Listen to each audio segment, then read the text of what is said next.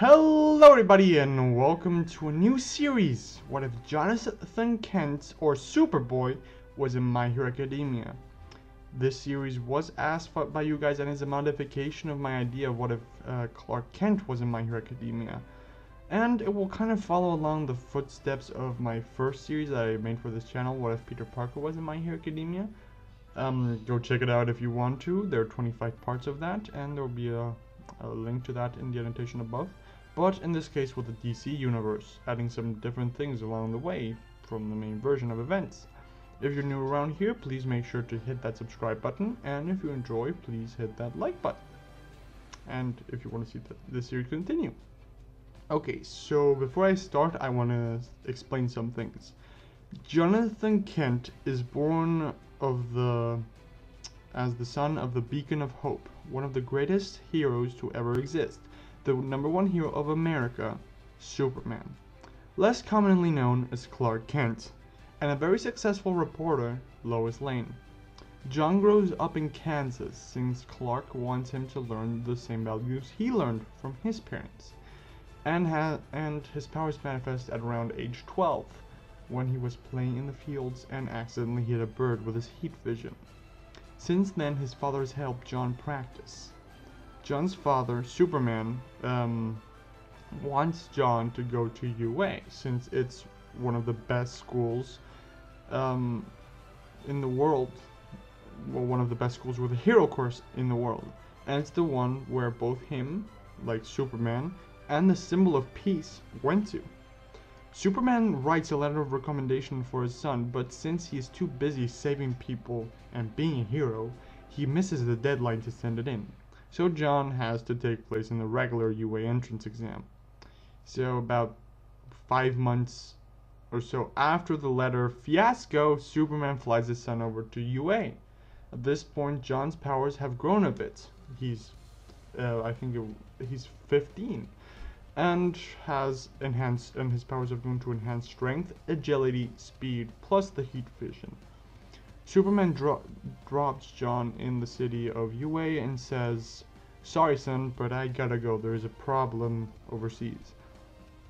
John smiles and says, "Do your best, Dad, and I'll do mine to pass the exam." Superman pats his son on the head and says, "I'm sure you will."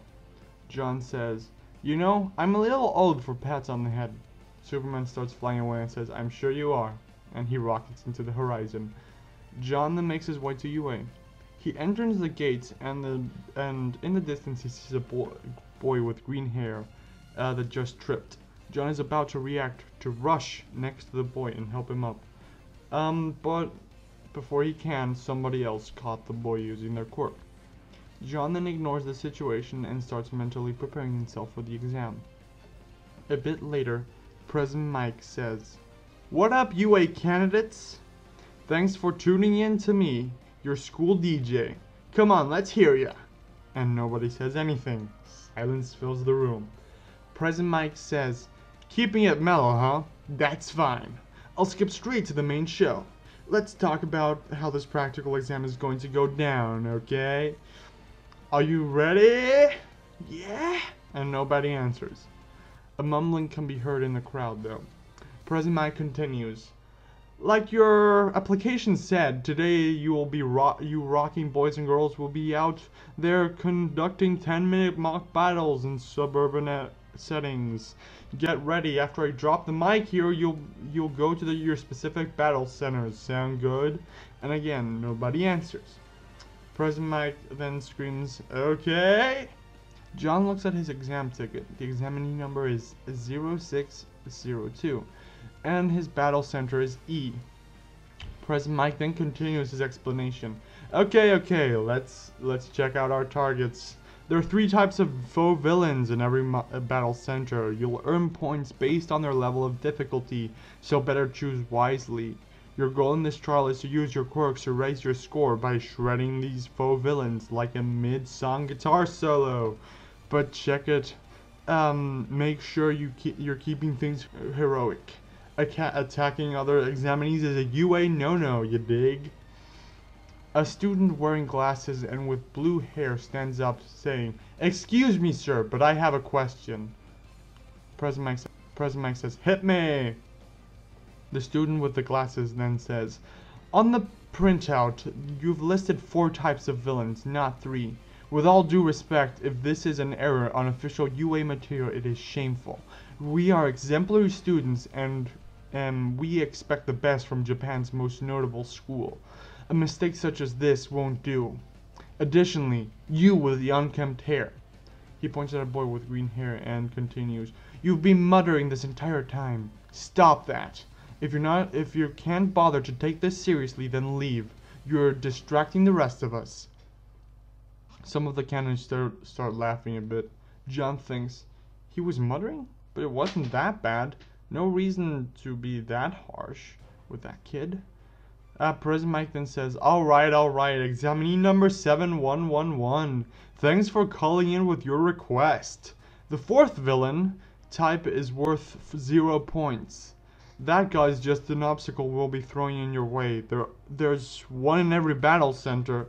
Think of it as a hurdle you should try to avoid. It's not that it can't be beaten, but there's not really a point. I recommend my listeners try to ignore it and focus on those top of the charts. The student in glasses says, "Thank you very much. Please continue." And he sits back down. John whispers, "So kind of like a trap you have to get by, like in video games. Like Thwomp in Super Mario." And President Mike says, "That's all I've got for you today. I'll leave you all with a school present. A sample of our school motto. As General Napoleon Bonaparte once laid out, a true hero is one who overcomes life's misfortunes." Now that's a tasty soundbite. You ready to go beyond? Let's hear a plus ultra. And nobody says anything. And President Mike says, "Good luck. Hope you practice any more than just books." A couple of minutes later, John goes to the gate of Battle Center E. He stands there stretching a bit. John then hears, "Right, let's start." There are no countdowns in real battle. John rushes into the battle center going as fast as he can, around 50 kilometers per hour. He punches 2 two-point robots, breaking them. He then turns around and sees a guy eating some sugar. Punching a robot. John sees that another robot is about to attack him from behind, so he rushes in to help, breaking the 1-point robot that was about to attack the guy from the back. The exercise continues, and John actually spends more time trying to help people out of a jam, those whose quirks aren't powerful enough and whatnot, than actually destroying robots. Well, he does destroy them to help, but still. He helps a lot of students, like one with purple hair that looks like he could use some sleep. After 8 minutes of the exam, the 0-point robot appears. John mostly ignores it and choosing to fight and defeat a 3-point robot nearby instead. After he's done with the robot, he sees a green cat that is close to being stomped on by the robot. John rushes in to help and sees the cat turn into a green-skinned and haired boy. John rushes in, grabbing the boy and jumping out of the way of the robot just before the robot steps on him. The exercise ends. The boy has a messed up leg. It's been smashed by one of the robots. John asks, "Are you okay? What's your name?" The green-skinned boy says, "My name's Garfield, and yes, I'm mostly fine. It's just my leg that hurts." John helps Garfield up and says, "Come on, let's get you to the nurse's office. I'm sure she can fix you up in no time at all." John takes Garfield to the infirmary and stays with him until a recovery girl comes to heal the boy. Afterwards, John calls his dad to pick him up and goes home. A week later, John is moving into an apartment in Japan, one that isn't too far away from UA. His mom knocks on the door and John is unpacking and John says, "Come in." Lois opens the door and both her and Clark come in the room. Lois says, "It's here, the letter from UA." John grabs the letter and says, "Thanks." He looks at his father and asks, "Did you peek?" Clark says, "I did." John asks, "Did I get in?" Clark says, "I don't know. There's only a holographic disc inside, but honestly, knowing you, kiddo, I do think you got in." Lois and Clark leave the room. John goes to his desk and opens the letter. He grabs the disc and places it on the table. A hologram. a holographic screen comes out of it, and All Might shows up on screen. He says, "Congratulations, Jonathan Kent. You have passed the UA entrance exam. Not only that, but you got the first place. You would have probably passed with just your combat points you got 37 of, but seeing as you put most of your time into helping out other contestants, even though there was a limited time, and thanks to another parameter of our exam, you got 56 rescue points as well. How could a hero course not take someone in who risked his life like you did to save another contestant and wanted to help people out? Congratulations, kid, and give my best to your parents." John rushes out of the room and jumps onto his father saying, "I passed!"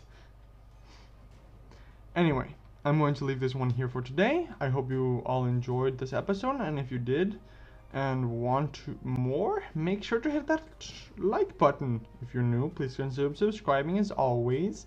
And if you have any suggestions, feel free to comment them in the description below, in the comments down below. Also, I made a new Discord if you guys want to check it out. The link will be in the description below as well. Have a nice day, everyone. Bye!